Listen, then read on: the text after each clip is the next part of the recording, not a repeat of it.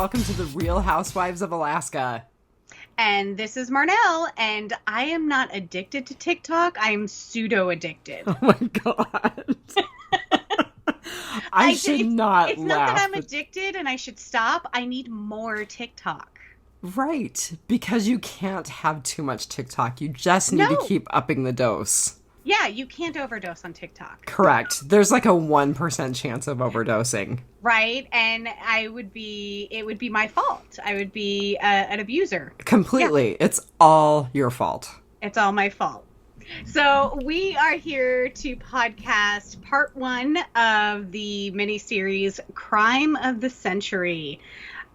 It is a searing indictment of Big Pharma and the political operatives and government regulations that enable the overproduction, reckless distribution, and abuse of synthetic opioids.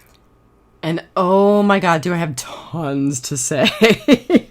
I think this is probably either tied for the amount of pages of notes I have, or it is the most pages of notes. And you know what really terrifies me? I mean, as I was finishing the 2 hours of episode 1, and for people who aren't familiar with this, who are interested in watching it, there are 2 episodes. It's on HBO. It was a combined effort of HBO and the Washington Post.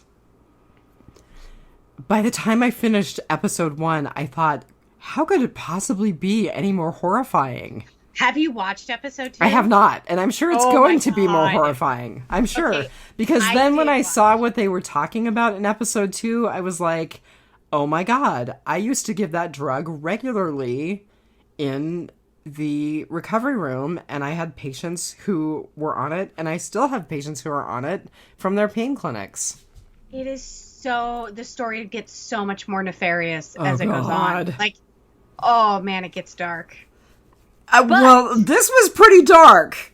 I'm glad that we decided to podcast this in 2 episodes. Yeah, I think it would have been too hard to do it as one. And I was either going to go with the pseudo-addiction joke, or I was going to go with Housewives, now in time-released form. Both are apropos. Right? Yes. Exactly. Yes. I don't have any jokes. This is a really, really hard topic for me because of the topic of addiction and because of the topic of the healthcare industry's role in this whole situation. And I am not going to lie. I worked for a pain clinic back in the 90s. Oh, wow. Yeah. We'll get into it. Oh, good. Yeah, I mean, I didn't work for them for a long time, but when I look back now with some hindsight, I'm a little horrified. I think that we were working with the best information that we had, which turns out it was all completely false, but I'm still pretty horrified. I believe that, and so I have 2 minds about what we're about to podcast about, because I don't want to demonize Big Pharma too much, because let's face it, we would all probably, half of us would probably be dead right now. Like you, me, everyone listening to this, half of us would be dead without some sort of medication that Big Pharma has developed and produced. Yeah, like there are some pretty evil, nefarious characters that work for and own pharmaceutical companies, but I have a hard time because, Well, so here's the thing, and I'm right there with you. I don't want to demonize Big Pharma too much either, but there's also a part of me that thinks, okay, Purdue Pharma, who we're going to talk about tonight, completely did not help us right up to the COVID pandemic, because people are so suspicious of Big Pharma now because of crap like the stuff that Purdue Pharma engaged in, that we lose people's good faith and we lose people's belief in our our best intentions. I mean, I told you that I fired my hairdresser, and part of the reason I fired my hairdresser is because she made all of these ridiculous statements about Big Pharma and about how, you know, people like me are just profiting from pushing vaccines. And I was like, all right, so first of all, that's not a thing. And secondly, if I were profiting from pushing vaccines, I would be a lot richer than I am. But what bothers me is that companies like Purdue Pharma created that kind of environment and that kind of mistrust. Right. So I don't want to unfairly beat the hell out of Big Pharma, but I also want to point out that they're part of the reason that we have the anti-science, anti-vaccine, anti-medicine environment that we live in now. Anti-science, yeah. And before you go, like, into that self-loathing place of kind of I was a part of this, or like some of the doctors are to blame. Yeah, I'm not having an entirely self-loathing thing about it. I just am kind of like, that's kind of freaky. I would just like to remind you that Purdue spent $26 million to market prescribing doctors Oxy. Like, they spent $26 million just on marketing Oxy to doctors to prescribe it. And that's just the money that they have on the books. That's not those shady backdoor payments for prescriptions that I think they get to in part 2. And you know what was kind of shocking? So I did not realize that Purdue Pharma was behind MS Contin. And I knew that I knew MS Contin as a drug long before I knew about OxyContin as a drug. So, and I didn't know that Purdue, and I'm getting way in the weeds here. We're already getting into writing potpourri or bycatch. But I also didn't know that Purdue was a big part of pushing Librium and Valium in the 60s. Yes. Yeah. Oh. So evil. Just to think about how, you know, they preyed on, like, people who are in the worst positions in society. Yes. Like people with, you know, people with pain and people with anxiety. Yeah. And people with chronic pain and cancer patients. Oh, it's just icky. Yeah. Yeah. All right. So, as we said, we're talking about the first half of Crime of the Century. How did you rate it? Or is it my turn? I think it's your turn, actually. Okay, so I will say that I will take my turn. I gave it 4.83 160 milligram OxyContin tabs out of 5. Wow, pretty high up there. Oh, yeah, I thought this was really good, and it may be that I have some personal investment in it, but I thought it was really good. So I will preface my rating by saying the only thing that dragged it down for me was that I don't think this should have been a 2-part series. I really think this should have been like a 6-part series or something. Oh, wow. I thought you were going to say it should have been shorter, so that's intense. No, yeah. I feel like they tried to cram a whole bunch of stories and information and things like that. And they really should have done it more piecemeal, because I'm like, the EMT, the guy that lost his wife, the doctor who had the Life Tree clinic, like the guy who testified in front of I'm like trying to keep track of all of these people and all of these stories, and they keep like kind of bouncing around to people, and then like the guy that got like 50 pills of 160 milligrams. Like, I'm just like, oh my god. Do you realize that was 8,000 milligrams of OxyContin a day? I did not. I actually sat down and I did the math, and I was like, that is 8,000 milligrams of OxyContin a day. Yeah. I'm going to put that in perspective. So I am able to prescribe for acute pain. I very rarely prescribe for chronic pain. And then if I do, it's only if someone is very stable on a very limited small dose, or if I am giving that person a bridge prescription to give them enough to get them to a pain clinic. So, but the regulations primarily are I can prescribe for 3 days of acute pain. I am going to tell you, I will prescribe 5 to 10 milligrams of oxycodone every 4 to 6 hours for 3 days. Wow. Put that into perspective, 8,000 milligrams a day. that's not even one pill he was taking, right? I know, right? I mean, and oxycodone is a little different than OxyContin. OxyCodone is immediate release. OxyContin is extended release. Nonetheless, he was taking it every 12 hours. So he was taking 4,000 milligrams every 12 hours. Oh.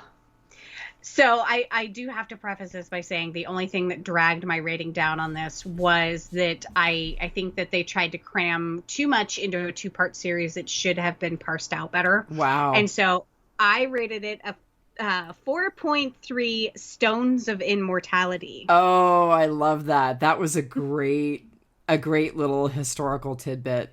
I did like the walk down memory lane because it reminds us that opioids have been around for thousands of years. I mean, the human use of opioids has been around for thousands of years. And I did not realize that one of the first big agricultural grows of opium poppies was in Tutankhamun's Egypt.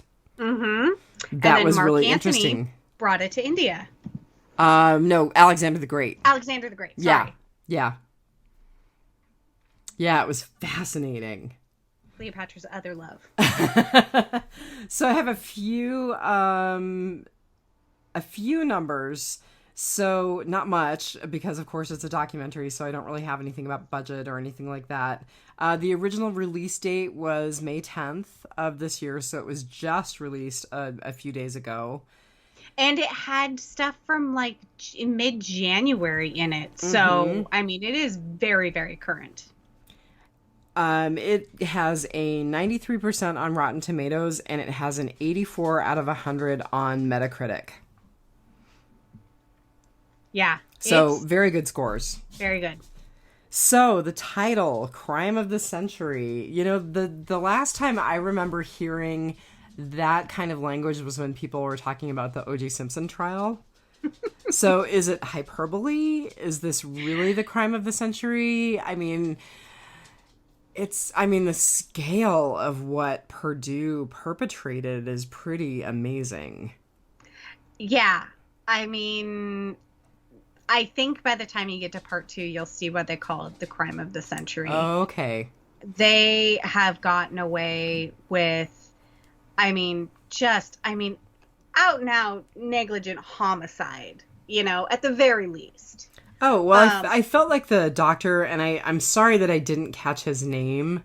The very dapper guy with the short hair who was like, oh my God, if I saw someone prescribing like this, I would make a report to the local medical board. Yeah. I mean, they interviewed that guy throughout this first episode, and he was great. He was very well spoken, and I'm very sorry I did not write his name down. I wrote it down somewhere in 8 pages.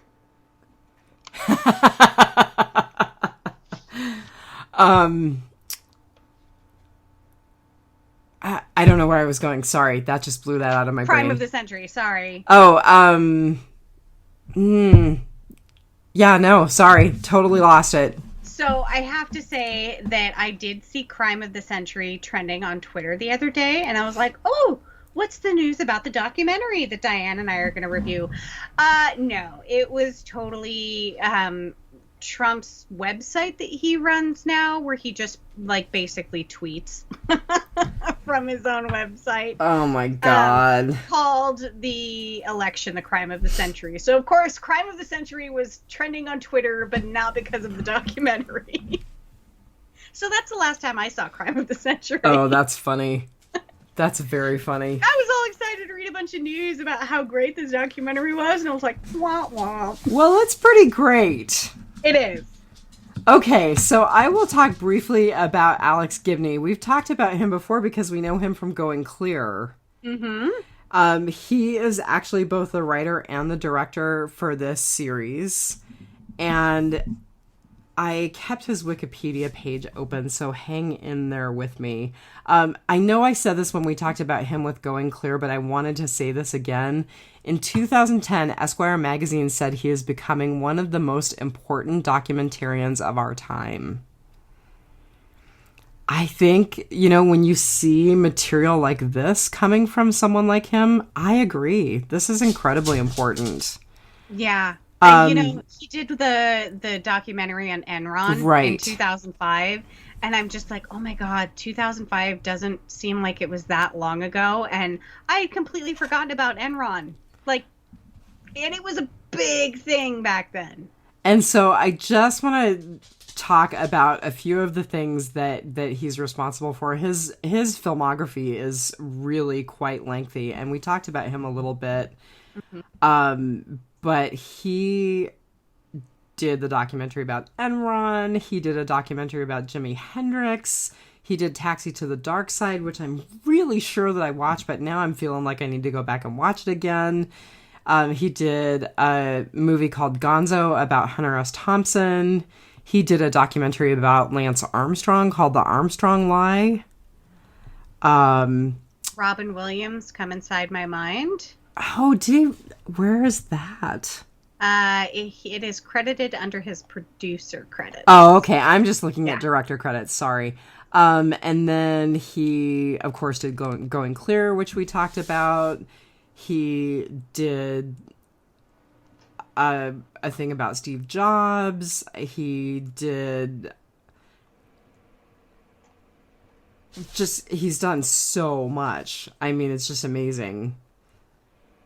Yeah. So and we talked about this a little bit because this was the thing that made us decide to do Spotlight. He did a movie called Mea Maxima Culpa, Silence in the House of God, which is about abuse in the Catholic Church. Mm-hmm. So, fascinating guy. One of the reasons that I left his Wikipedia page open is that he actually talks about the influence of his father. So his father was a journalist. And he said they say to succeed, you're supposed to suck up and kick down. Well, he was the classic guy who sucked down and kicked up, which is never a good career path. He was at Time, then fired. At Newsweek, fired. At Life, fired. His stepfather was equally an influence on him. There was something about my father, my mother, and then my stepfather. I think they all ruddered against authority in their own peculiar ways, and that probably rubbed off on me, too.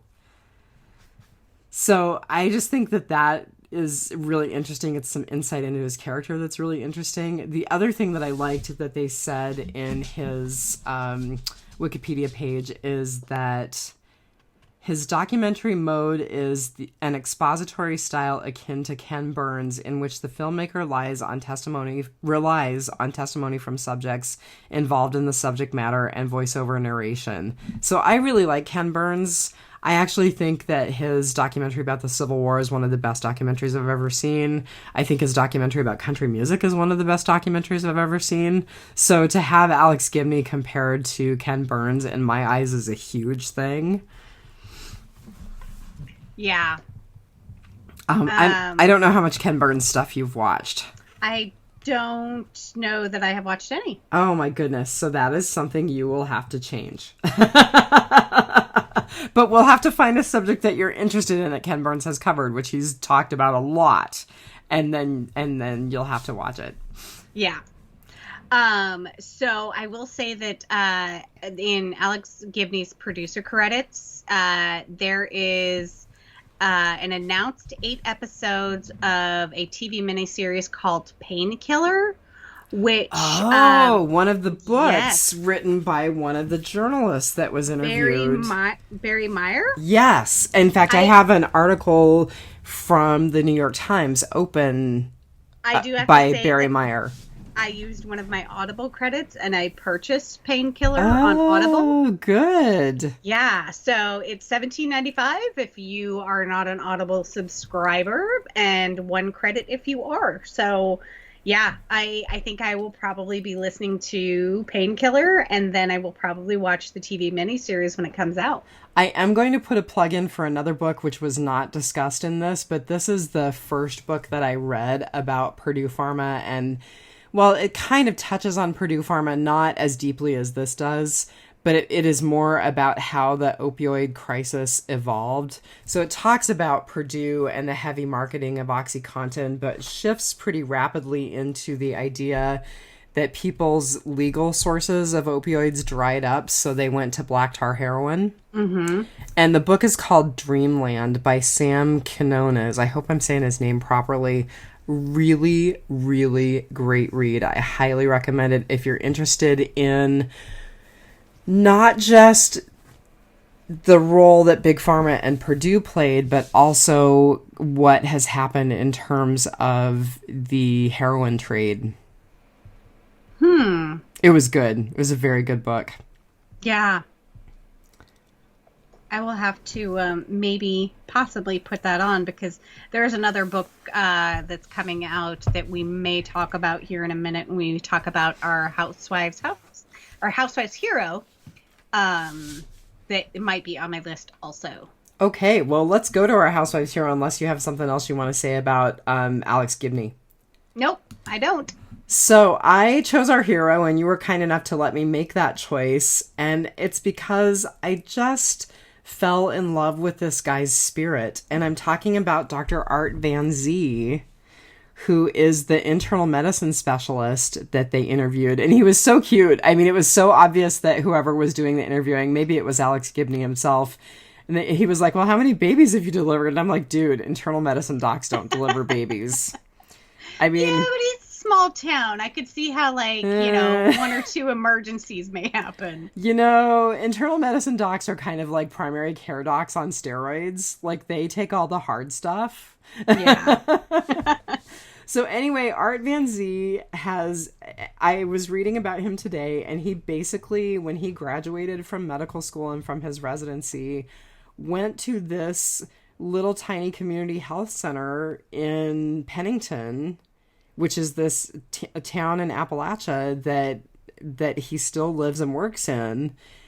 And it was because he felt like he needed to serve. And I'm here to tell you, as someone who has worked for 2 community health centers now, you don't make big bank working for a community health center. No. You just don't. No. Community health centers are where people who have no insurance, who have Medicare, who have Medicaid, who can't get in with anybody else, that's who they go to. It is not glamorous work, it is not easy work, and it is not high-paying work. No, it is not. Yep. He has since gotten certified in addiction medicine, so he actually now provides office-based therapy with buprenorphine. I always say that wrong. So people may know it as Suboxone. Suboxone is one of the forms of that medication, and it's used to treat people with addiction. So buprenorphine plus naltrexone is Suboxone, and it's used to treat people with addiction. Buprenorphine by itself can be used to treat pain, but more often you see it in combination with naltrexone to treat people who have addictions. So his thing is that he, in addition to working as an internal medicine doc at this little tiny community health center, also now is actively treating people with addiction. So is it kind of the heroin equivalent of methadone for meth addicts? So methadone is not for meth addicts. Methadone is for people who have opioid problems. So it is there unfortunately is not a lot to treat methamphetamine. There's some evidence to show that naltrexone can treat methamphetamine, but it's not a great solution. There's really not a great solution for meth addiction at this point. Gotcha. So methadone is one way of treating people for opioid addiction. Methadone is also used to treat pain, so it can be used for addiction and for pain. Buprenorphine is more commonly used for treating addiction than it is for treating pain. I do see a few people get pain treatment with it, but most people are being treated for addiction.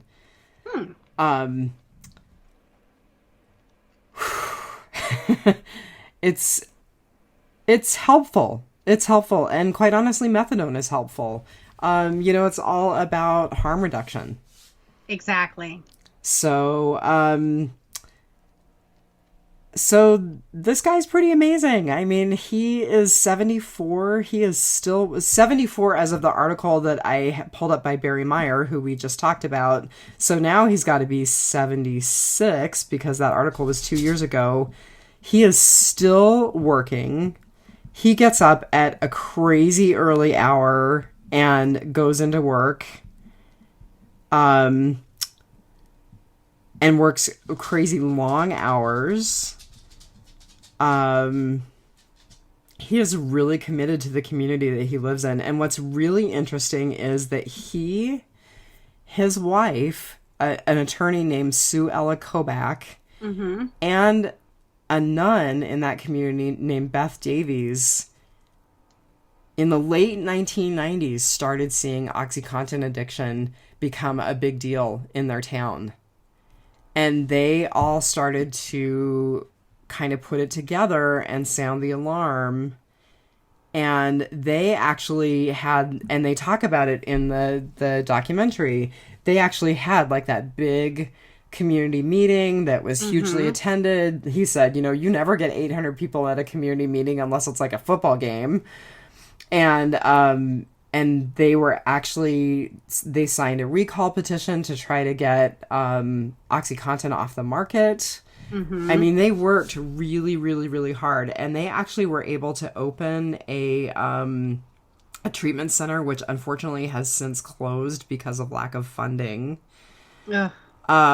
They at one point had a meeting with Purdue Pharma, and and they talk about this in the documentary. Purdue offered them $100,000 to help abate the issue of addiction in their community, and the nun was like, they are totally trying to buy us off. This is totally not okay.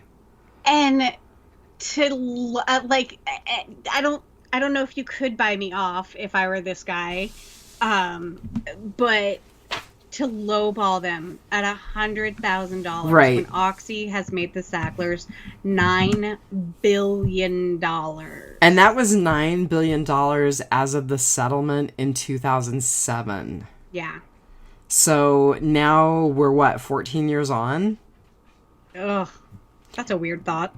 And and the number that they cited in the documentary was, after the settlement, they made $3 billion a year on OxyContin after the settlement. Yeah, the year after the settlement was their biggest year ever. So what's 14 times 3? Yeah. So that's 42. So that's another $42 billion if they were still on track with that, with those numbers. That's disgusting. It's completely disgusting. So the other book that I want to mention is a book called Dopesick by Beth Macy. I actually have that book on my Kindle. Oh, I haven't read it, but I have it. So Beth Macy tweeted, "Great piece on Virginia," and #Dopesick book hero Art Van Zee, who wrote Purdue in 2000, begging them to take OxyContin off the market. Quote, "My fear is that these distressed areas are sentinels the way that NYC and San Francisco were for HIV. Sentinels for HIV." Yes. And so it is an ABC article entitled "The Small Town Doctor Taking on the Billionaire Family Blamed for America's Opioid." I skimmed that article before I pulled open the article that I'm looking at now. Yep. And then she also had tweeted out a picture, and it's Art, his wife, and what I will believe to say is the nun that they both work with. That would be my guess as well, because the three of them are pretty tight. Yeah, so it's Beth Macy says, "What speaking truth to power looks like. Here is Virginia's Dr. Art Van Zee, who tried to warn the FDA and DEA in 2000 that OxyContin would lead to an opioid crisis. And to my right," oh, I guess it's her in the middle.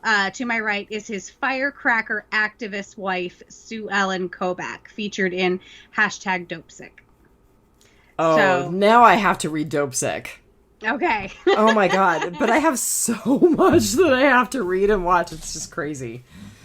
But anyway, yeah. So, I mean, this guy is amazing. He is amazing. He's still working. Talk about a David against Goliath. Yeah. The nun is still working. In 2019, he and his wife flew to Oklahoma to testify in the state's lawsuit against Purdue Pharma.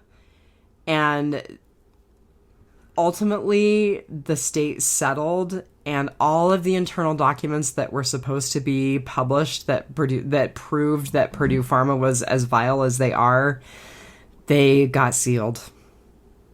Ugh.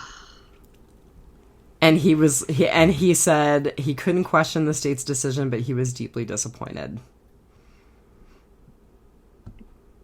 I keep thinking about my own work and how the Department of Justice has covered up for these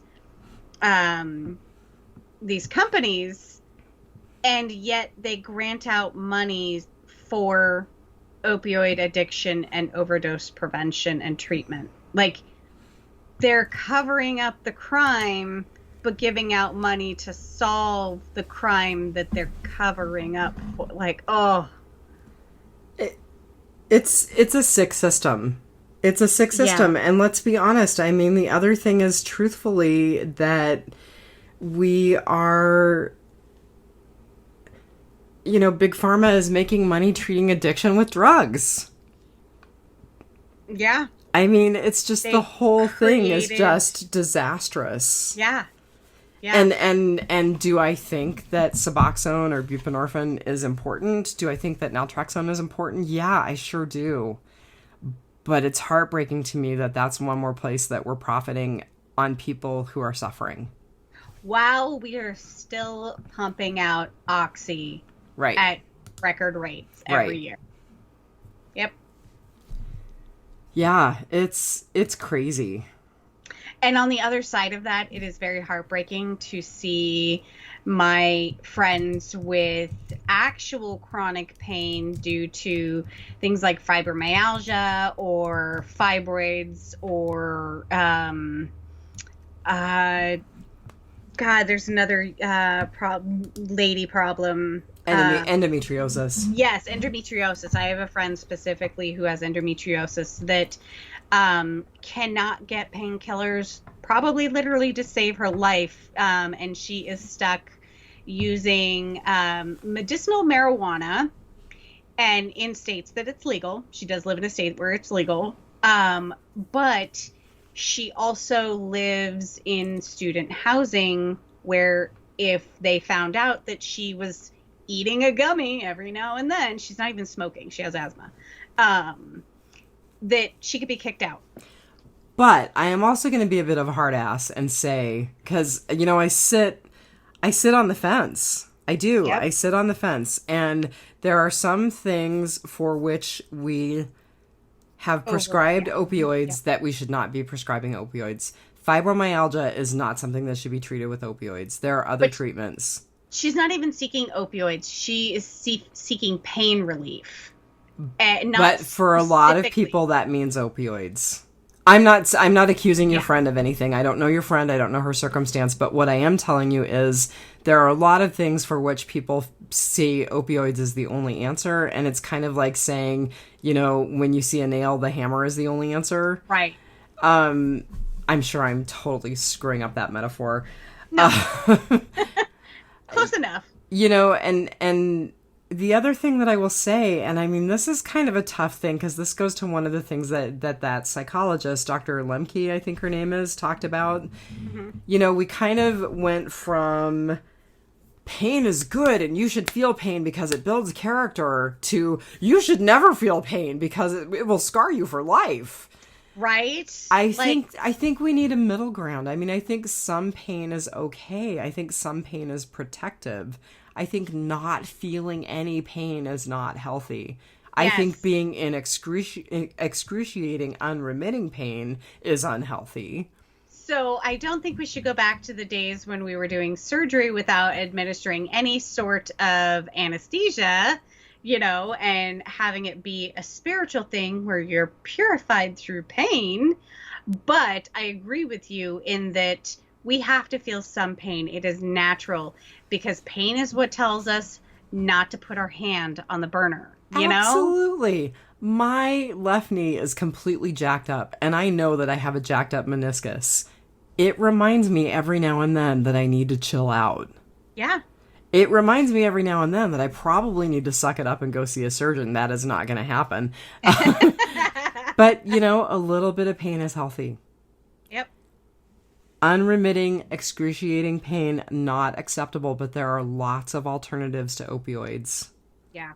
And I think that is something that is just going to take education on the medical field's part, in that, educate your patients. Well, yes and no. I mean, it's really easy to say that, but I'm going to tell you, as someone who is a healthcare provider, I have had plenty of people be like, you are a giant asshole because you are not going to fill my whatever. Insert whatever controlled substance you want to insert in that sentence. Right. I mean, I've had more than one patient just tell me what a horrible person I am and storm out. I really have. Yeah. I mean, a few months ago, I had a woman, and I can say this because it's Real Housewives and Rob knows we cuss. I had a woman who was addicted to alcohol who was telling me that she'd been sober for a whole week and I needed to give her Xanax so she could stay sober. And I was like, no, that's not a thing. That's not going to happen. I don't trust your ability to stay sober. You're going to have to demonstrate to me that you're doing a lot more than just, I haven't drank for a week. She called me a cunt and stormed out. And then called the clinic repeatedly trying to apologize and get back on my schedule. And I was like, yeah, no. You call me a cunt, you kind of lose access. Sorry. Man, it almost makes all of the money that you get from vaccines not worth it. Oh my God, I just took a sip of soda and I almost spewed it all over my Blue Yeti mic. That's hilarious. I couldn't help the dig. That's totally hilarious. All right, so I don't know that I have anything else to say about Art Van Zee except I think he's amazing. I think Pennington Gap is super lucky to have him. I can't believe that they have someone who is that committed, who is still working, who loves his community that much. What I am going to tell you is that I worry about physicians like Dr. Van Zee because I've seen them work and then retire and then die immediately. Yeah. And it's like, dude, please don't work so long that you don't have a retirement. Yeah. Enjoy some of your life. I mean, I get that you enjoy what you're doing now. It fulfills you. It's meaningful, but I don't know. Go to the Bahamas. Yeah, please. And take your wife, who has since retired. Please take her as well. Maybe even take the nun and get her a different room. I don't know. I'm just saying. All right. I don't really have anything for Housewives Weekly or housekeeping except to say that I completely suck. I'm a terrible editor. I'm a terrible podcaster. I'm a terrible poster. I will post the episode of Biters from last week tonight before I go to bed. I'm sorry, you guys. I just have other stuff going on. And I know that everybody's sick of hearing about me dating, and I know that everybody's sick of hearing about me divorcing, but my life is chaos.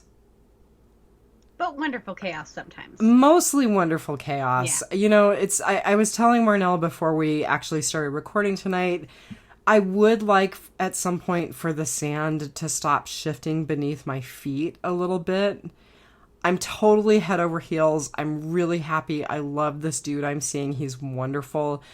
Everything else can kind of chill out. I'd be fine with that. Yeah. I need a break.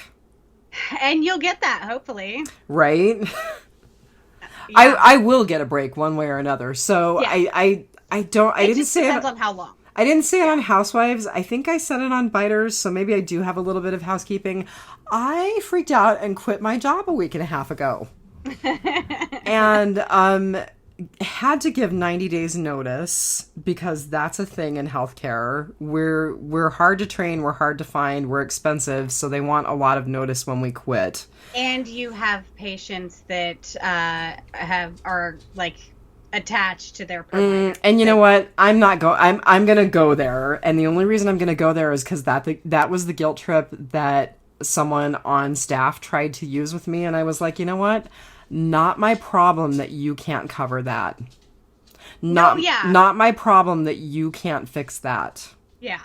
So anyway, it was very dramatic. It was very insane. I actually, the work environment has become very difficult. And I decided that I would not be able to work out my 90 days. I actually made a complaint about the work environment and told them that I would take it outside of the agency if I didn't get satisfaction from the agency. I stood to lose a whole bunch of things financially and professionally if I walked away before my 90 days was up. And I was like, I'm willing to take the consequences. I'm not going to continue to work in this environment. So I was like prepared to walk. And I actually got a pretty decent counteroffer. I'll be done on June 11th. And my plan, regardless of what comes down the pike in terms of future work, is to take a few weeks off and try to recover a little bit, because holy hell, the last year has been really hard. Last 6 months. Yeah, I mean the last year, really. COVID, and yeah. Well, I mean, I knew that I was getting a divorce at the beginning of July of last year, so it's basically been a year. And it's just been really hard, and there have been some really great things. Again, lovely new boyfriend being the best part of that, but I'm tired. Yeah. I'm tired. There's been a lot of change. Yeah. And if anybody's looking for a giant yellow dog, please get a hold of me. I'm really gonna need to simplify my life a little bit, especially if I get the job that I applied for this weekend. So I'm really gonna need to do some dramatic simplification. Anyway, yeah, so I guess I did have a little housekeeping, and I just want to say to everybody that I'm sorry. I'm sorry I've been a crappy podcaster. I'm sorry that I've been crappy about getting things up and posted in a timely fashion. It just is what it is. Yeah. I'm really tired, and I've got a lot going on. But we haven't quit. Not even on Fear the Walking Dead, which I'm probably going to watch before I may not watch before I go to bed tonight. But it was actually good. Oh, I'm not sure I believe that. I enjoyed it. And Aisha Tyler directed it, so... Okay, so I'm not just saying that gives me a tiny bit of faith. Yeah. Yeah. Tiny bit. So I have a little bit of housekeeping. It's not quite as dramatic. But here on Housewives, we always try and set the record straight if we make a mistake or if somebody else makes a mistake and there is an update.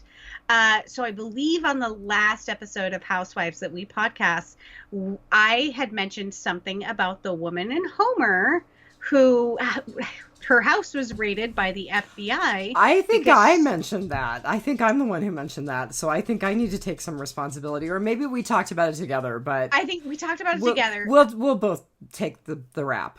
So she was at the riot at January 6th. She claims she did not enter the building. She stayed outside the building, but her house in Homer, and her husband's house, was raided because it was reported that they had the laptop belonging to Nancy Pelosi's laptop. Yeah. Yes.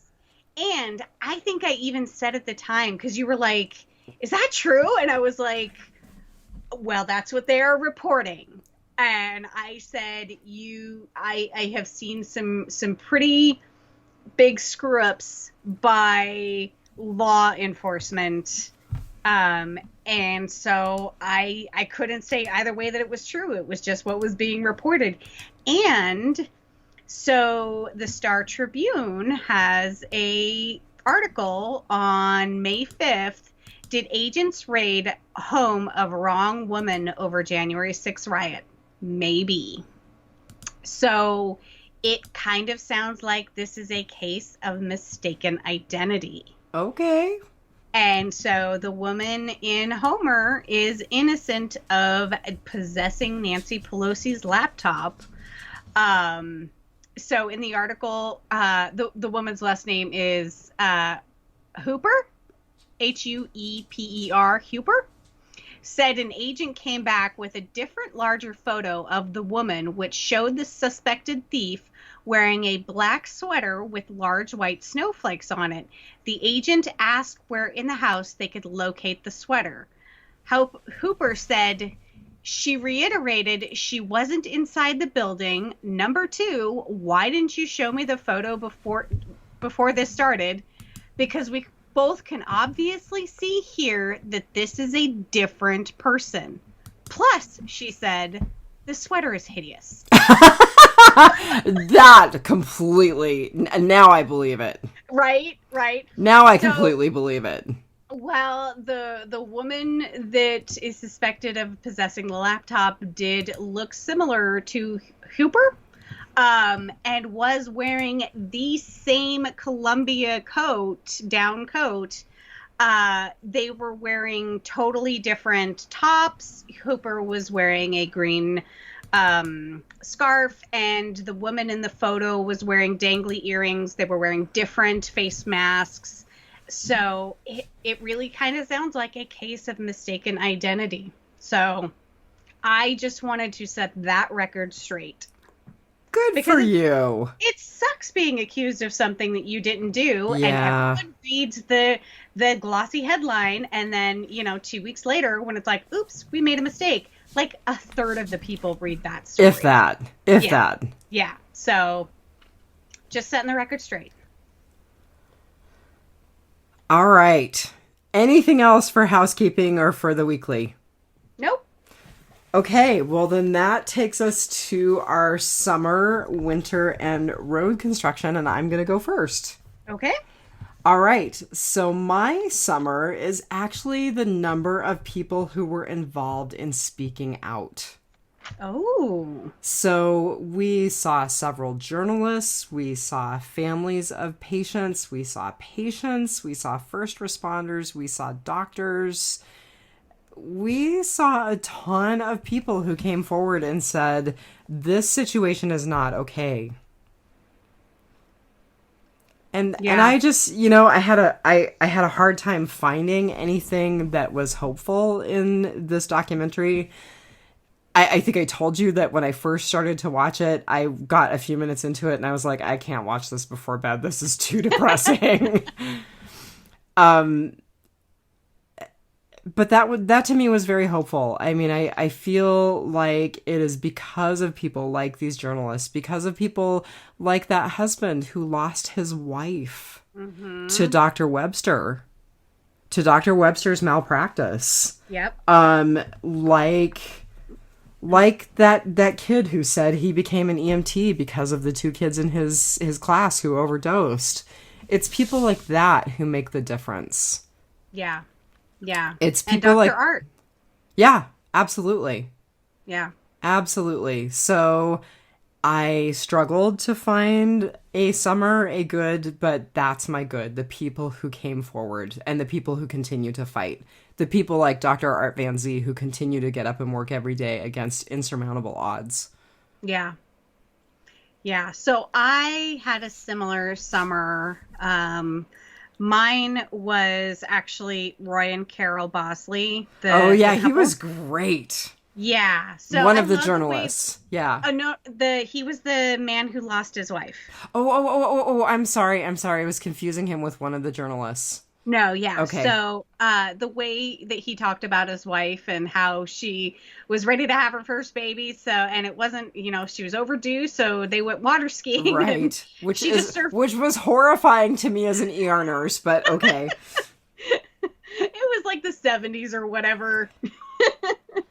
But the thing that really, and ultimately their story ended tragically, but in the middle of it, there was a little glimmer of hope that was dashed by Dr. Webster. But her ER visit led her to join a program, and she was able to function and manage her pain. Right, when she got peeled. Right, when she got peeled off of her pain meds. Yes. Very interesting that you bring up Tylenol, because there's actually some work being done with IV infusions of Tylenol.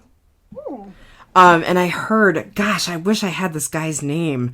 And I wish I could tell you what his medical specialty was, but he ended up in a horrible motorcycle accident and shattered his ankle, ended up with opioid problems, called a pain clinic to help get off of opioids. Sorry, if you wanted to be maintained on them, we could help you, but we really can't help you taper off of them. That's not what we do. Called an addiction medicine specialist to try to come off of them, and the addiction medicine specialist was like, dude, you're not addicted, you just need a taper, and that's not really what I do. And so this guy ran into roadblock after roadblock after roadblock, and I heard an interview with him about that experience, and he was talking about some of the different things that are being used to treat acute pain. And that was one of the things that he talked about, which was very surprising to me. Wow. It was a while ago. It was quite a while ago that I heard the interview. I'm sorry I don't have more information about it. So yeah, because it's one of those things we always see, you know, in every like Vice documentary or 2020 special or things like that, where, you know, people get hopelessly addicted to painkillers or heroin or, you know, meth or cocaine or alcohol or things like that. And there is hope, you know, there are treatments to fit just about everybody. And, you know, there's a lot of things that are experimental that maybe you can only get in Mexico that, you know, have worked for a ton of people. Be careful. Don't give out bad advice. Be careful. But it's what works for you. Just because be careful. one thing did not work for you doesn't mean you should stop trying. The Real Housewives do not endorse anything that is not FDA approved. Do not give in to the addiction. Oh God, Dr. Weber, Webster, yeah. Webster, yes. Yeah. But I thought it was so hopeful that she was like basically back to her normal self, after, you know, seeing all those pictures of her and hearing the stories that the husband told, where, you know, she would take all of these things and forget that she took them and then go take more, you know, I was so hopeful for her. I really thought that, like, I naively thought that, like, you know, they were gonna cut to the wife and she was gonna be fine, you know, and no, unfortunately not. But like, there is hope for treatment. I do want to put a plug in for Alcoholics Anonymous, Narcotics Anonymous, and Al-Anon, which is for friends, family, spouses of alcoholics, but also for people who are addicts, because I think that not only do you have to do the work in terms of whatever pharmaceutical help you're going to get, you need to do the psychological work as well. And I'm saying that as someone who started attending Al-Anon recently, so it's important work. So I will tell you that it's called OSMAP. It's the Office of Substance Abuse and Management. I think that's the acronym. But it's basically our kind of substance abuse wing of the public health treatment. We have been trying to get it statutorily reorganized under the Department of Behavioral Health, because there is such a link between, you know, mental health, mental illness, behavioral health, and addiction. Oh my goodness, there sure is. Yeah. So definitely, do the mental work. Yeah, absolutely. And I mean, not just groups like AA, NA, Al-Anon, private therapy. You know, if you can afford it, if you can find a community health center that offers therapy, private therapy. I mean, there's all sorts of modalities for doing the psychological work, but you got to do the psychological work as well as getting the pharmacologic help. Right. Yeah. You know, and even TST now has the sober faction. Oh. You can get alcohol. You can do 12 steps without having it be religious. I think I remember you saying that. And and I will tell you that there are a couple of Buddhist groups that do sobriety work. There's actually a really, really well-known author who does a lot of sobriety work under Buddhism, and I should have that information at my fingertips, and I don't. But there are alternatives to AA. Now, that said, you know, as someone who, again, has just recently started going to Al-Anon, you kind of can take for yourself what God means, whatever that means to you. Right. You know, they use the language higher power quite a bit. Yeah, it's more about spirituality than a deity type thing. Yeah, it's more about just recognizing that there's something greater than yourself, whatever that is. Mm-hmm. So, anyway, sorry, we're going way deep into the weeds, but I just wanted to say, I mean, I agree with you. I think it's great that there was some help. I'm sorry that it didn't stick. I'm sorry that that doctor got his hooks back into her. Yep. So, yeah, it was tough to find a good in all of this. So, what was your winter? Oh my god, this is gonna seem like a relatively small thing, but I got so angry when I saw this, like irrationally angry.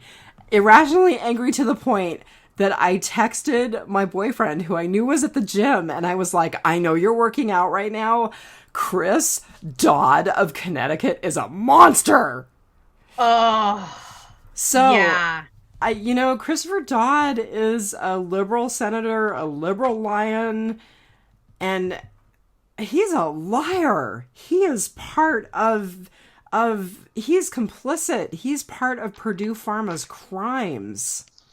Yeah. Oh, I was so angry when I saw that he defended Purdue Pharma and actually it was Art Van Z, wasn't it, where he made like snarky comments about him being a hillbilly? Yeah. And is that a West Virginia saying? Yeah, and is that an Appalachian saying? Yes. Yeah.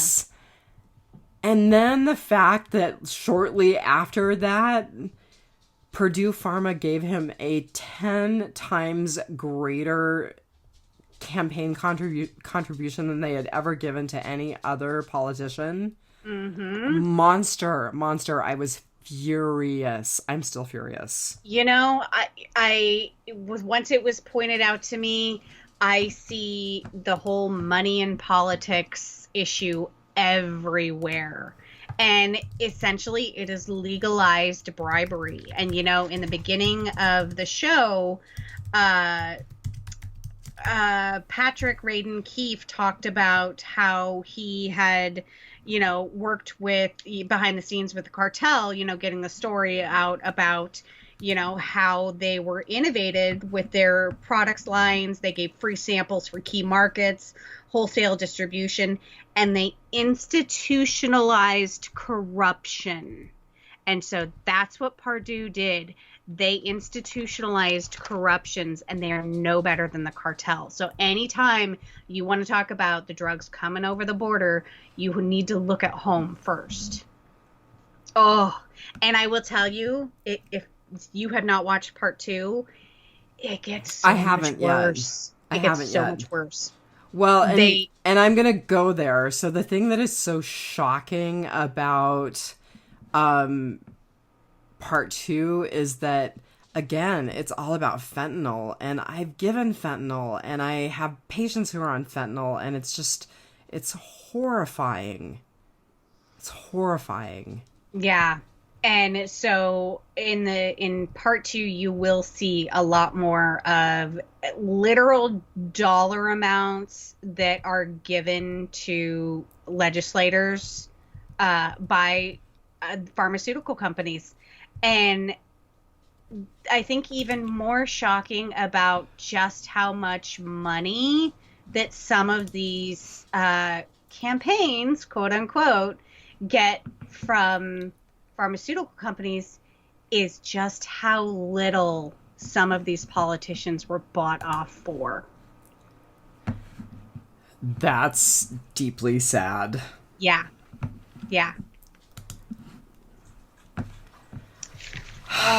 All right, what's your winter?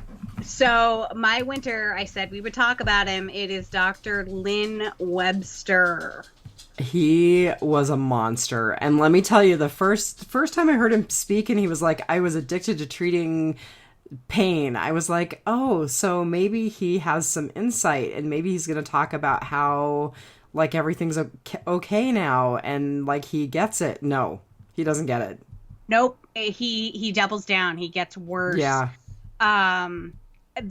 He said, the problem is not hydrocodone. The problem is hydrocodone abuse. Mm-hmm. And, that whole addicted to the treatment of pain. Mm-hmm. I was just like, I feel like you're belittling But when he said it, initially I was like, oh, okay. I mean, he gets it. He actually does understand that he had a problem and that really he's going to come around. I mean, I really did. I was so naive. I really thought it was okay.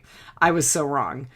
So there are two things that came out of his mouth where I was just like, oh my God, you are the biggest bullshitter. So the first one is, he said, the definition of drug addiction has to be defined.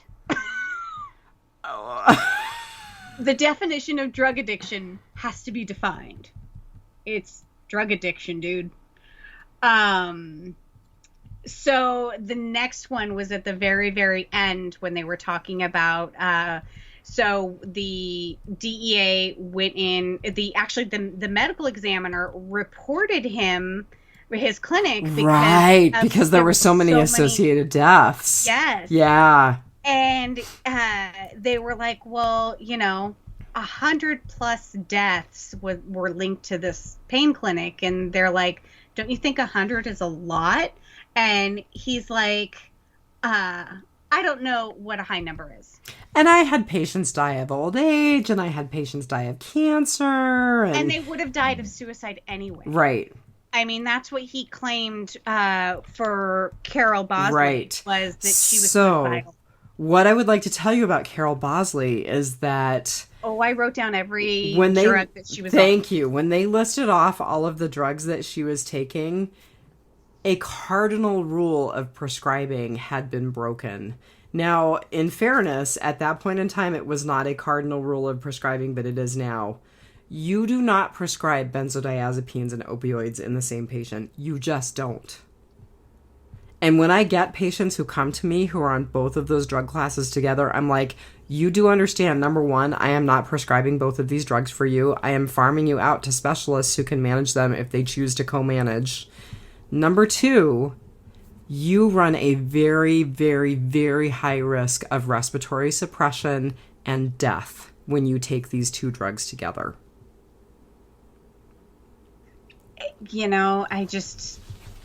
Yeah. So when I saw that list of drugs, I was like,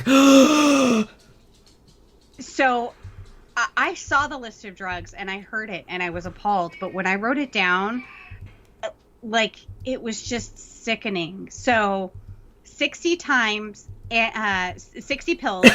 amitriptyline at 50 milligrams. Which is actually not an outrageous dose of amitriptyline in and of itself. No, right. 30 pills of Celexa at 40 milligrams. Again, not inappropriate, even in combination with the amitriptyline. But 224 oxycodone at 30 milligrams. That's pretty significant. Plus 112 Percocet at between 10 and 325 milligrams. Again, yeah. So 10/325. That's 10 of Percocet, or 10 of Oxy and 325 of Tylenol. And 60 pills of Requip at 1 milligram. 60 Xanax at 1 milligram. And 60 Xanaflex at 4 milligrams. Yeah, she was on a boat ton of medication, and all of those medications together are begging for respiratory arrest and death. Yeah. Yeah. Especially when you consider the whole...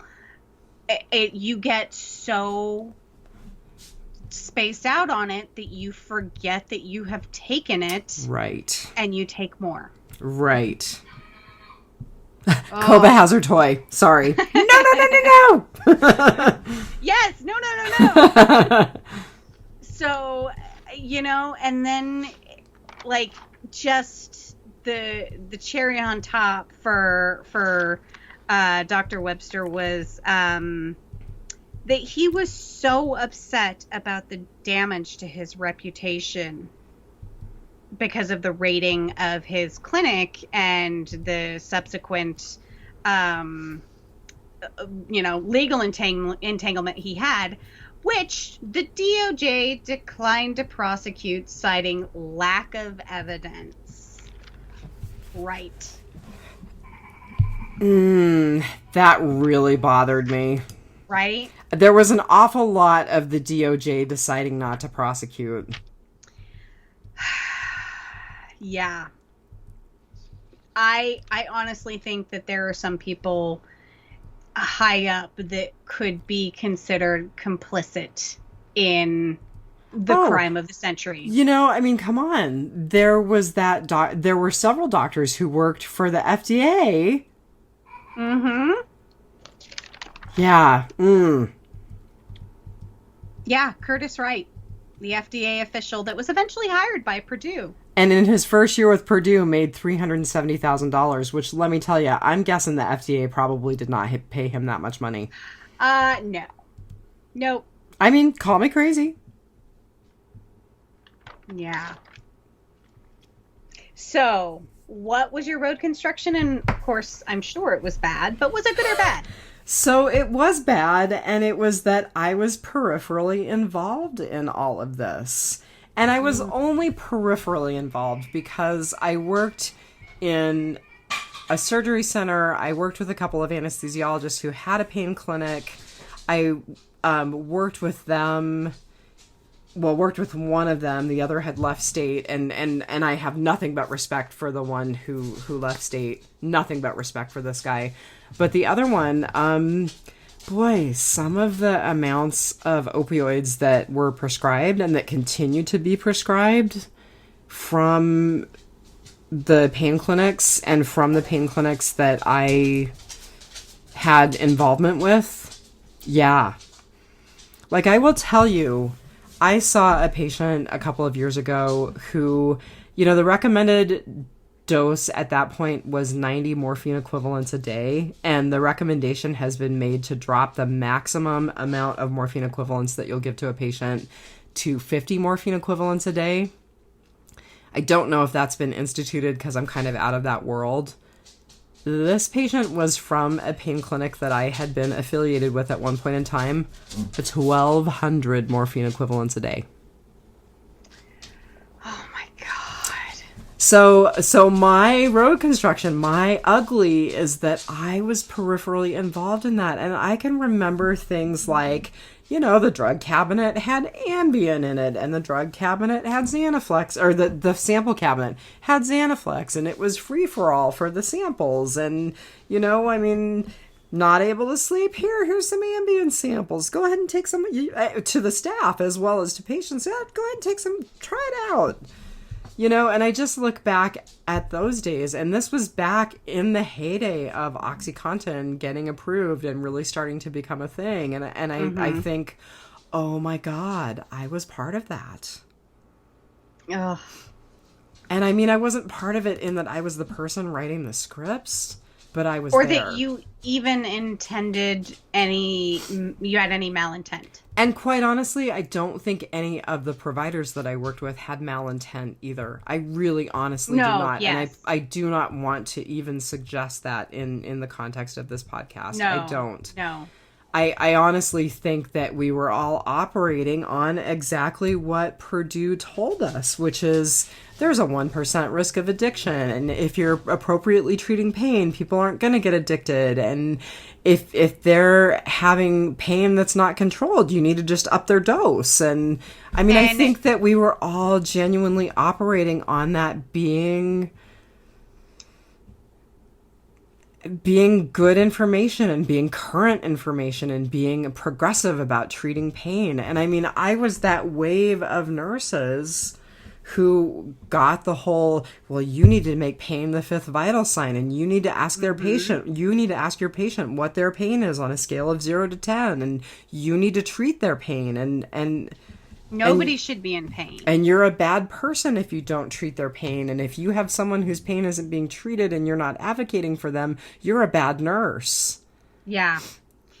You know, and I just keep thinking of Mark Ross, the salesperson for Purdue. Oh my gosh, and that poem that he read at the end. Like, he kept repeating over and over. It was drilled into them to drill into the doctors. Delayed absorption is believed to reduce the abuse potential. Right. Yeah.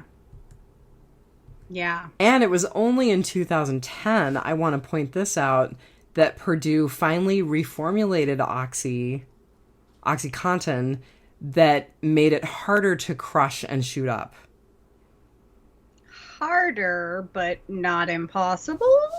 That's my read on it. I don't know that that's entirely accurate, but that's my read on it. I mean, don't get me wrong. I kind of think that, like, people will always develop a way to abuse a substance if there is any sort of possibility to abuse it. Like, absolutely. Who would have thought that you could use, like, battery acid and Sudafed and get high from that? Like, right.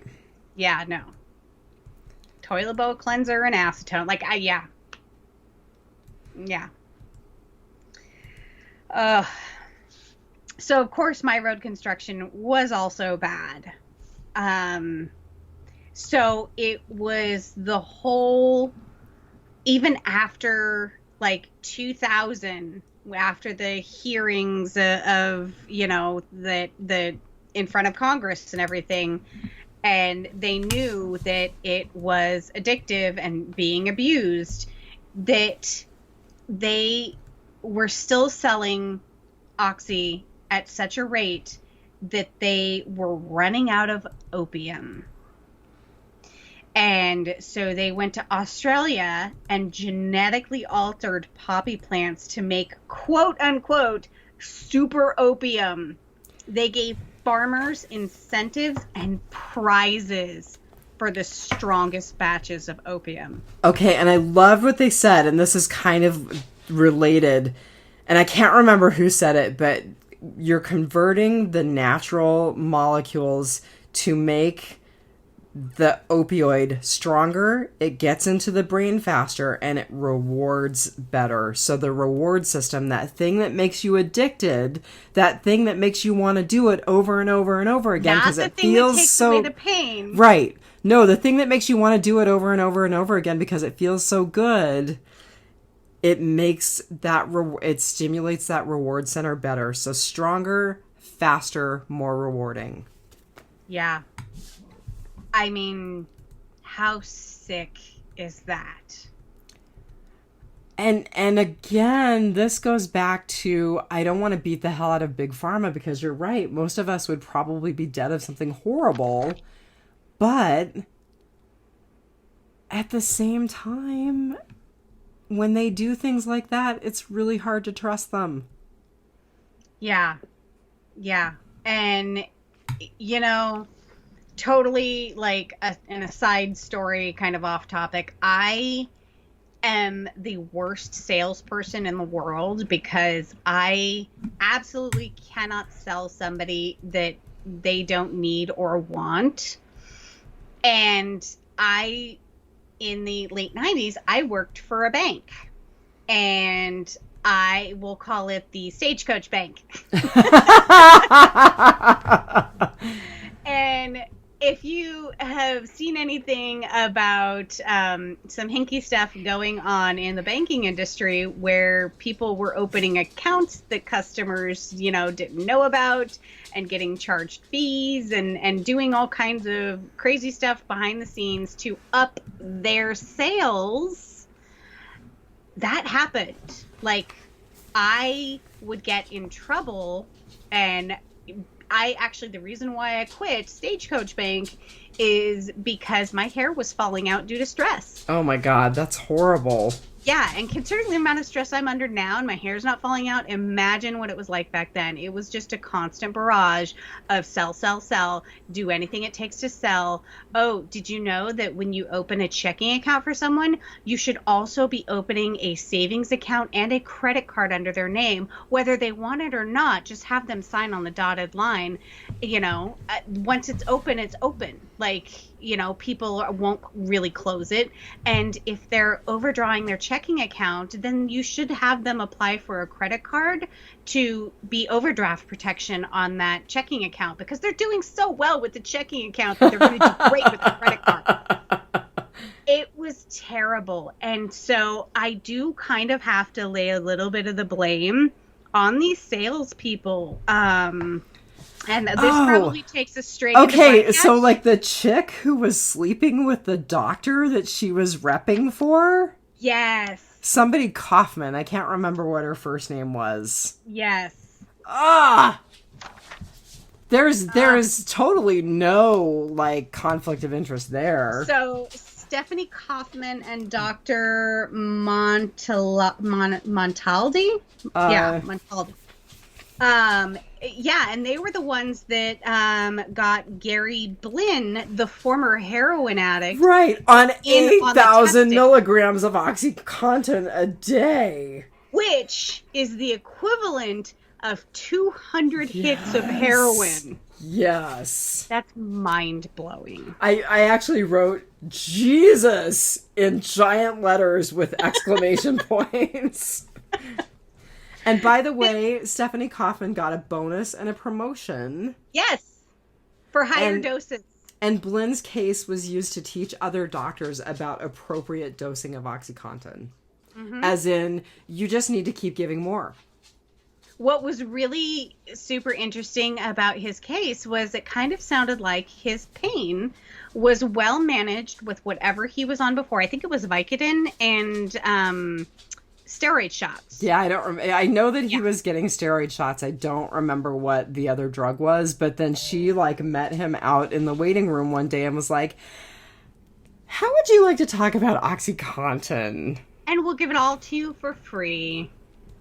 The first hit is free. And oh, by the way, the 50th hit a day is also free." Right. 15 minutes to basically sit down and eat a bowl of Cheerios that was his pain management. And it didn't even manage his pain.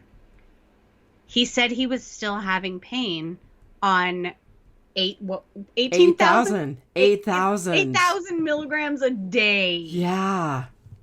You could get a small town in Alaska high for a day.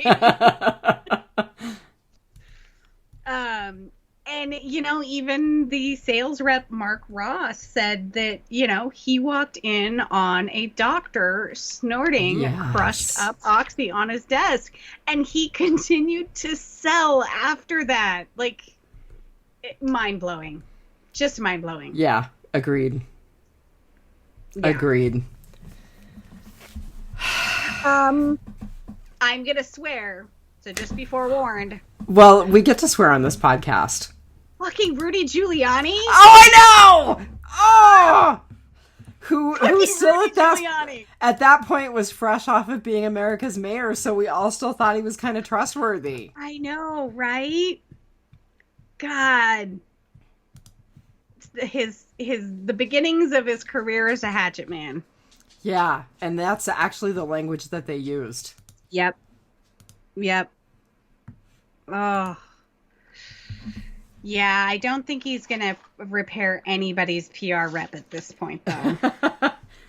So this is a little historical factoid that I thought was interesting. John Jacob Astor and FDR's grandfather were both some of the first American dealers of opioids. I do remember that. Yeah, I was actually furiously also writing down the facts at the beginning, too. 1839, opium was the world's most traded commodity. I absolutely loved that they were making, basically cannonballs out of, basically black tar heroin. Right. Oh. And to see that, heroin was Bayer, Bayer aspirin. That was, heroin. And then the Dilaudid was morphine. Yeah. Not Dilaudid. No. Wasn't. Dilaudid is a drug. So Merck was morphine. What? Merck. What was it? Merck created morphine. Right, but didn't they call it Dilaudid? No, they called it morphine. Okay. Yeah. Oh, I thought basically that cough syrup that Wyatt Earp's wife was addicted to. Oh, laudanum. Laudanum, thank you. Laudanum, okay. Yeah. I didn't get a chance to write that down. I was just like, oh my God, no, I think Dilaudid is relatively new. I could be wrong. Okay. But I think Dilaudid is not something that's been around for a long time, which, by the way, if we're talking about synthetic opioids, yeah, Dilaudid is a scary drug too. Right. I think maybe it was in the next part 2, or they may have briefly mentioned it in this part. So the information that was on the billboards at the beginning, since 2000, more than 500,000 Americans have died of opioid overdoses. Millions have been addicted. Every 25 minutes, a baby is born with opioid withdrawal. And the U.S. government estimates the cost of opioid abuse is over $1 trillion. And I would say that's a lowball estimate. So Dilaudid was invented in 1923. It was mass marketed in 1926. And it is similar to laudanum, which is probably why you were thinking that. Okay, yeah. It blows my mind that these things were like over the counter.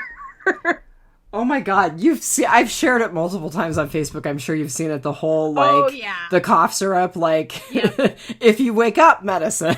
Yeah, nighttime sniffling, sneezing, if you wake up medicine. Yeah. Yep. What the hell am I doing on the floor medicine? Right. Yeah. So one of the very first things that you hear when you start the documentary, they are at the scene of an overdose. A very young person overdosing. Yes. So they gave the date of birth as 9/97. Yeah. And they said long-term drug use. Yeah. And I'm like, what do you mean long-term drug use? Like, that person's not old enough to have had long-term drug use. Like, it just, and then they later on with the EMT, he talks about the 2 freshmen in his class that overdosed, and then going into the home where the 2 parents and the 2 kids had overdosed, and the kids were about 16. And it's just, it's mind-boggling to me. You know, I've got to tell you, some of the addiction that I see in the setting where I currently work is heartbreaking, and I see bad addiction in really young people. Yeah. And sadly, because of heroin, because of methamphetamine, I see a lot of hepatitis C also. Mm-hmm. Yep. You know that because you work in public health. So yeah. So our opioid stuff goes right along with the treatment of hepatitis C and HIV. Because of the intravenous drug use. Yeah. Yep. You know, and we talked about it a little bit before, but I like how they phrased it in the beginning that millions of heroin buyers came in through the back door via prescription drug abuse that was cut off. Right. Right. Yeah. And that's a lot. That book that I mentioned earlier, Dreamland, that's a lot of what Dreamland talks about. Yeah. I mean, these are... Go ahead. These are families that, you know, like, it could start out as something as innocuous as mom or dad has a surgery and gets a bottle of Oxy and, you know, takes it, gets cut off from it, wants more, goes to the black market for Oxy, and that either dries up or gets too expensive. And so they start abusing heroin, you know? Like, these aren't people, and some of them are, but these are your neighbors, you know? These are our average professional people that find themselves in a world of addiction because they were prescribed something for pain and then it all of a sudden got cut off and there was no way for them to deal with it. And now they're taking illegal drugs. So I'm actually incredibly glad that you said that because one of the things that I've done some advanced education about treating opioid addiction, I kind of have been on track to trying to become someone who can prescribe Suboxone, although I think because I'm probably going to change work, while I am changing work settings, I don't think I'm going to continue the education. Anyway, one of the points that they make in the initial training for prescribing Suboxone is exactly that. It cuts across all socioeconomic strata. Yep. So, the mental image that people have of that down and out person sitting on a street corner shooting up, that's not who the average addict is anymore. Nope, it's soccer moms. Yeah. And it's soccer moms who got their hydrocodone legally for a long time for their back pain and then got cut off because we've started treating pain differently, and because people like me aren't treating pain, people like me are referring to pain clinics. Or, the pain clinic they were going to, you'll see in the next episode, turns out to be a pill mill, and right. The DEA raids the pill mill, and suddenly you have hundreds of people who were still taking quote-unquote prescription drugs, even though they were abusing them, who are now cut off from even that. We've had that happen here in Alaska. Yes, we did. We've had that happen not far from me. We just had an Anchorage doctor sentenced for prescribing medically unnecessary opioids in a healthcare fraud scheme. He was a 68-year-old former Anchorage psychiatrist who was...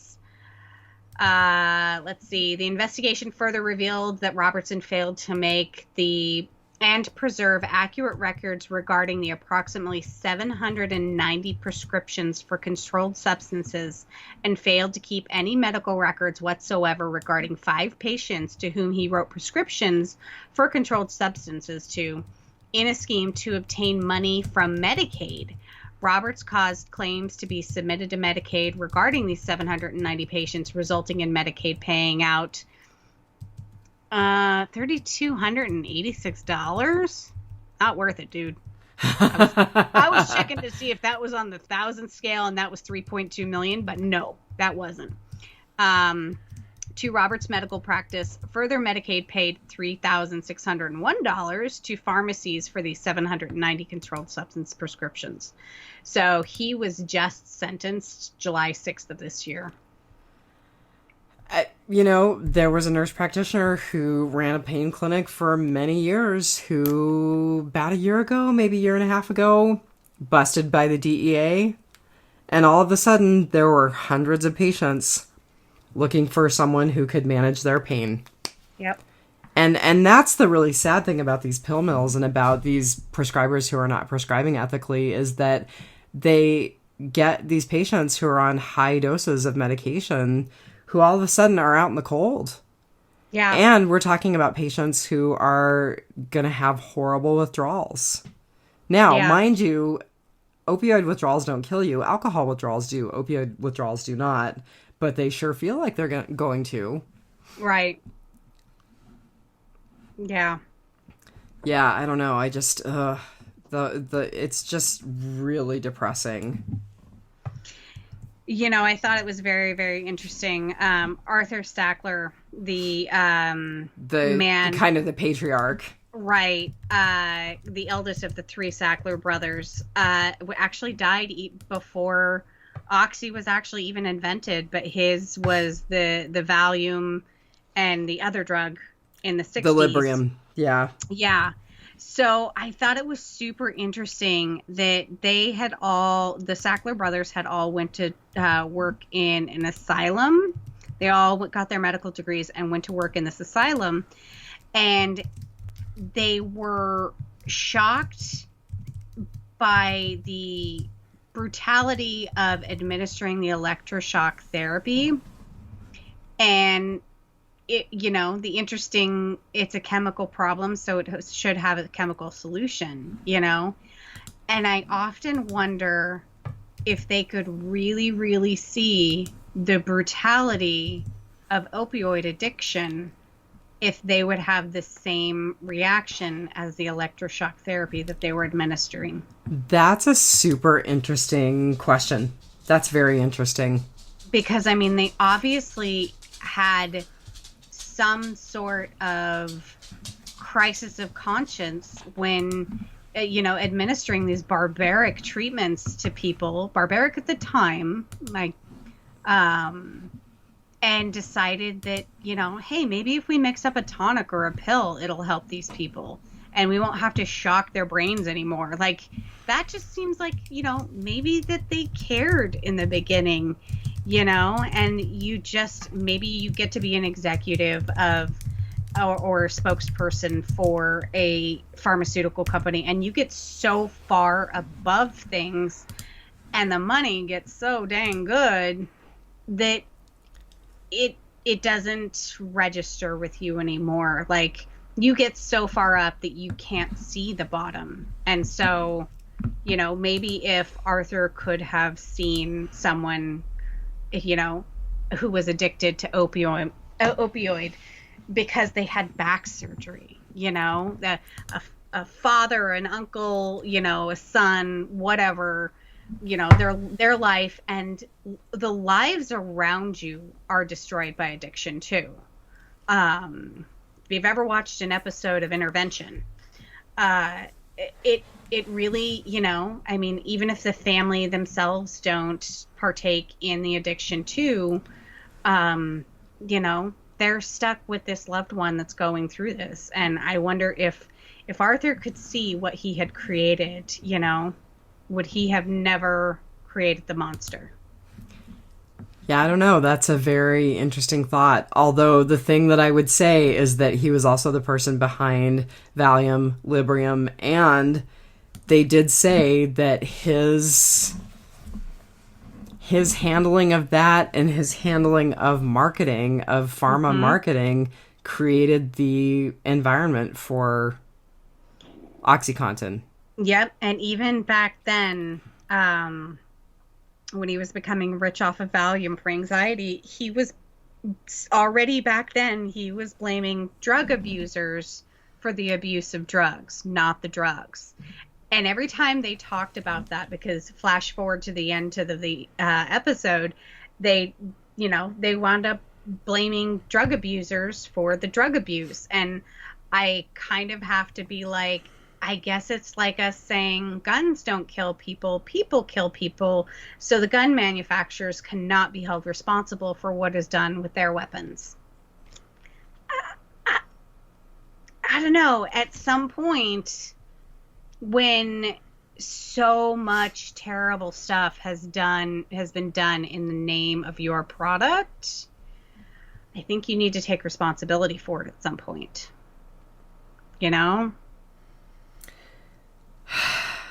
I don't see it happening anytime soon. Do you think that having things like OxyContin, oxycodone, fentanyl, things like that, do they do more good than harm or more harm than good? I think that, like anything else, they have to be used judiciously. Yeah. I think that they're tools that we need for some patients. I mean, I definitely, in the case of someone who is dying of cancer. Mm-hmm.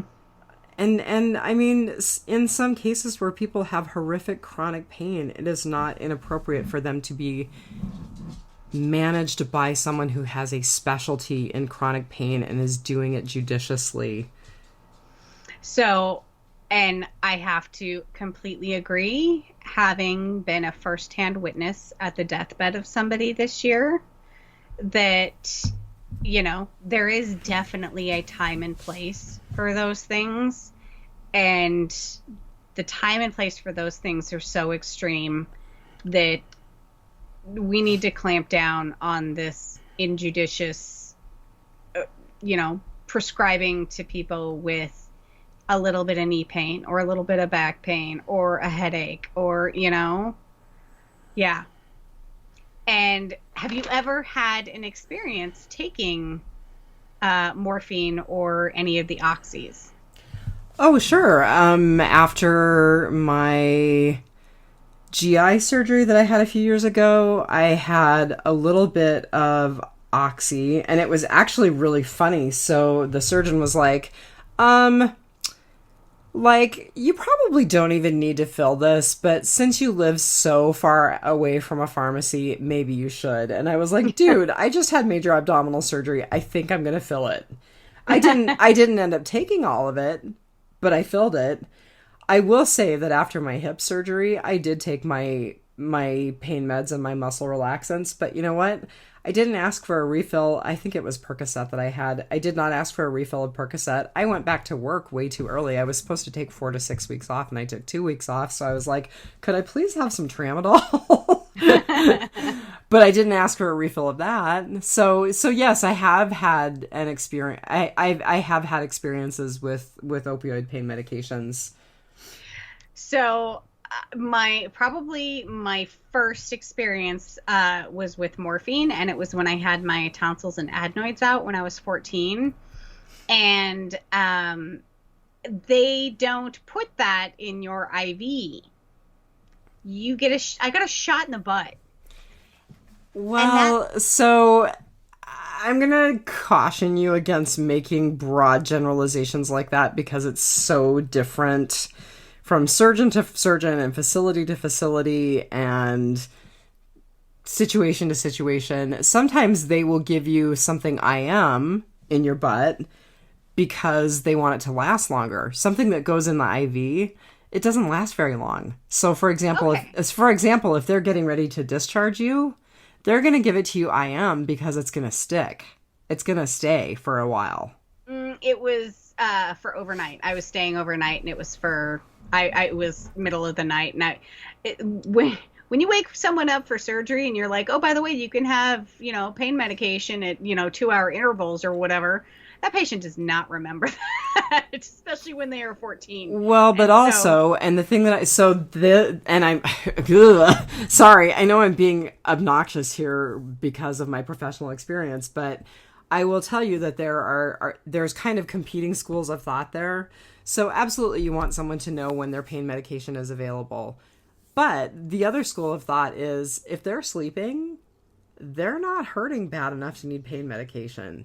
Right. But they woke me up to tell me that. And when I woke up and I was in pain, I called the nurse's station, and I had actually was trying to tough it out, and I was like, nah, I'll just try and go back to sleep, and it'll be better in the morning. And after a couple of hours of not being able to get back to sleep, I called the nurse's station. I was like, look, can I just have something that will take away the pain so I can fall? And of course, I'm croaking this out over the little intercom thing after having, my throat ripped out.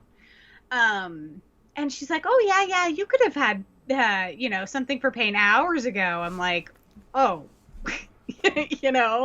but they gave it to me in my butt, and it hurt so bad. That shot burned like fire. It hurt worse than my throat ever could have. It was awful. I hated it. I was like, anytime anybody offered me morphine from then on, anytime I was in the hospital, I was like, nope, no thanks. And so my dalliance with the Oxy was when I had my gallbladder removed, and I got home from the hospital, and I had this gargantuan bottle of pills, and I don't know if it was Oxycontin or oxycodone or probably oxycodone, because that's what we usually do. That's quick release, and that's dosed more frequently than OxyContin. It was an ungodly amount. I was like, this is hysterical. I'll need this for 3 days. This is a hysterical amount of pills. And I took one, and it gave me an anxiety attack. I don't know how or why or what, but it made me very, very paranoid, and I felt like my skeleton wanted to jump out of my skin. And that was it for me. I was like, I'll take Tylenol, thanks. It's kind of funny that you say that, because after my hip surgery, I had a day where I had such a bad anxiety attack that I actually thought that I might be... This is so dorky. This is such a nurse practitioner thing to say. I thought I might be having a pulmonary embolism. Oh, God. Because I was having chest pain and I was kind of short of breath and I was really freaked out. And I was like, okay, this is probably just me having an anxiety attack, but these are also the symptoms of a pulmonary embolism. Yeah, I literally took one pill. Honestly, I was probably in a pill bottle of 90 pills. I took one out of it and I tossed. It was like 6 months later. It was still in the medicine cabinet, and I wound up at the time we didn't have one of those boxes you could drop it off at. We did it twice a year. The take back. Yeah. And so I wound up. I say throwing it out. No, I did not throw it in the trash where it could get into the water supply or whatever, or fish streams or anything. I did the appropriate thing with it and got rid of it that way. But I literally taken one pill out of this bottle and was just like, okay, my pain's actually not even that bad. The worst pain with my gallbladder surgery was not any of the stitches or anything like that. It's because I had laparoscopic, they fill you full of air. Right, it's the gas pain. Yeah, and that air travels around until it dissipates, and that was awful. But yeah, I'm cool with the Vicodin. That's the only pain medication where I'm okay, yeah, but I'm gonna tell you that Vicodin has its own level of risk and abuse. And so this is me being the voice of caution in the Real Housewives again. Don't say that and not qualify it, because you never know who's listening. So I very much qualify it by the fact that addiction does run in my family, and so I am very, very cognizant of how much I take, how often I take, it's basically only for migraines. And even then, it really has to be bad. Okay. And I'm going to be one of those people who says that's really not an appropriate way to treat migraines. It's the way that I'm treated for migraines. And honestly, I would say that it doesn't even take my pain away. It just makes me not care about the migraine. Yeah. Yeah. Okay, is there anything else we want to say? I mean, there's tons more to say about this movie, but I am kind of getting to the point where I would like to wrap things up. Yeah, so we do have a part 2 to go through. And so I would just like to say that $600 million in fines. And then the 3 executives who pled guilty to a misdemeanor? It was a misdemeanor. Yeah. They did no jail time. They killed people, and it was a misdemeanor. They collectively had to pay $34.5 million in penalties collectively. And Purdue wound up actually paying those for them, and wound up giving them 2 of them bonuses for the pain and suffering that they had to go through at their trials. So, yeah. I think there were a couple of other things that I wanted to say when they were talking about the marketing push, and they were showing stuff like them singing a song to lyrics to the song "Shout, Sell OxyContin." I was so angry. And then when they talked about at the turn of the century we were selling more OxyContin than Viagra. Mm-hmm. I mean, stuff like that just grossed me out. And then when they were showing the ads for fentanyl starting, and I was like, oh, they totally co-opted a Black Eyed Peas song for that one. Oh, yeah. I would like to say that another person who I thought of as our potential housewives hero was the West Virginia attorney Brownlee. Yes. Because John Brownlee from Western Virginia, so he was a U.S. attorney, and he fought the good fight. It sounds like he sent an excellent case to the DOJ, and the DOJ decided not to follow up on it. Yeah. So in 2006, an overwhelming amount of evidence in the case of the Western District of Virginia wire fraud, mail fraud, misbranding of a drug, and money laundering and conspiracy charges. And it was described as an overwhelming amount of evidence. Oh, yeah. And I mean, we'll see more about that in part 2. Oh, okay, good. Because he was definitely a hero. Yeah. He may have to be our hero next week. Yeah, or maybe. in 2 weeks. Yeah. Yeah. All right. I'm sorry I was a hard ass about healthcare and medicine and prescribing and treatment, but I mean, this is really deeply personal. And I actually have had a couple of situations where I have wondered if I have done more harm than good for patients. And that feels really bad. You recently told me a story of someone you were pretty sure was drug seeking for her boyfriend at the time. And like, you denied them and you actually got a little scared about what they were going to do. Oh, yeah. That was quite a while ago, but yeah. Yeah, I remember you were escorted to your car that night and you had pepper spray. Yeah, and actually that is not even something that crossed my mind. No, I'm actually thinking of situations where I did prescribe and I thought I was doing the right thing, and now I wonder if I did the right thing. Yeah. So it's deeply personal. I mean, you thought you were doing the right thing at the time, and you are absolutely willing to put yourself at risk to do the right thing. So, you know, I'll tell you what though, I'm 50 and I'm not suffering for anybody anymore. I mean it. I'm not. Nobody. You know, sometimes I feel like with everything that's going on, there's some stupid Roe versus Wade stuff in the news today, and I you know, The Handmaid's Tale season 4 is back, and I just am like, oh my god, like it's such a weird time to be a woman because we've never had so many like rights and responsibilities and freedoms and things like that, but we're still not there. We're still not equal. Yeah. And I don't remember where I was going with this. I don't know, but we're way off in the weeds again, aren't we? We are. I said I wasn't going to suffer for anybody anymore. Does that help you? Oh, that's right. Yes. So, you know, it is, we are growing into that whole, like, as we get older, like, just, we suffer no fools. Take no bullshit, you know?